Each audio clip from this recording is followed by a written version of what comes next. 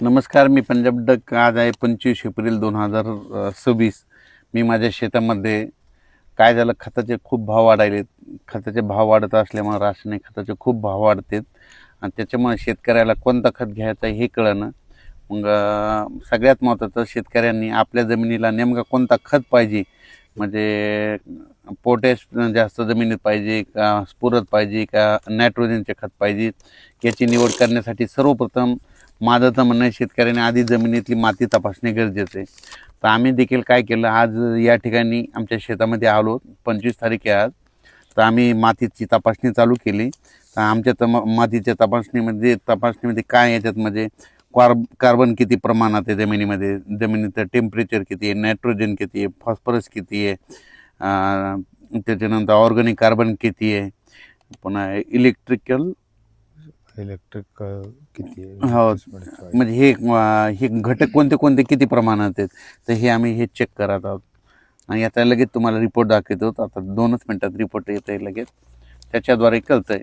तर हे माती तपासणं कशामुळे गरजेचं आहे की काय होईल, नेमका शेतकऱ्याला खत कोणता घालावं तेच कळणार. एखादा म्हणलं हे खत चांगलं की शेतकरी त्याच्यावर उडी पडायली, त्याच्यामुळे ते लगेच तुटवाडा व्हायला. म्हणून सगळ्यात महत्त्वाचं मातीची तपासणी गरजेचं आहे. हे रिपोर्ट आलेला आहे आस्की कंपनीच्या हां डिव्हाइसवरून. आस्की कंपनीच्या डिव्हाइसवरून आम्ही हे माती परीक्षणचा रिपोर्ट काढला.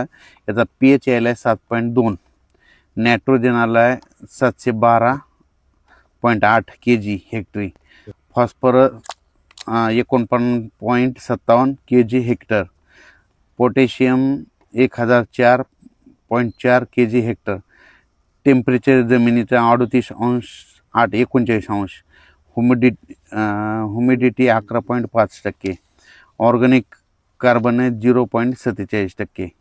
तर खूप कमी का?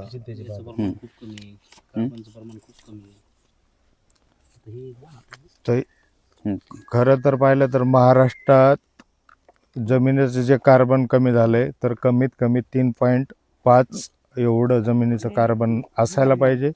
पण महाराष्ट्रातल्या अतिखताच्या वापरामुळे अख्ख्या महाराष्ट्राचं जे जमिनीचं कार्बन कमी झालंय, त्याच्यामुळे शेतीतला जो खर्च होतोय तो पूर्ण अनावश्यक खर्च होतोय.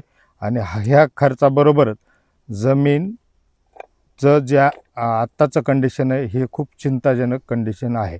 जमिनीचं कार्बन जर वाढलं तर तुमची पिकाची क्षमता आणि उत्पादन आणि उत्पन्न वाढेल. यासाठी आपण सर्व शेतकऱ्यांनी मिळून आस्कीच्या एरिया मॅनेजरला संपर्क करून आपल्या शेतीचं मातीचं परीक्षण करून घेणं गरजेचं आहे. धन्यवाद. सगळ्यात महत्त्वाचं, शेतकऱ्यांनी आपण आपलं सॉईल टेस्ट म्हणजे मातीची तपासणी केली पाहिजे.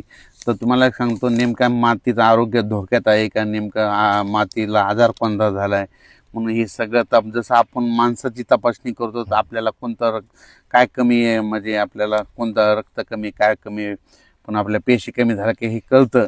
तसंच ही जमिनी एक आपली माता आहे आणि तिची देखील तपासणी करणे गरजेचं आहे.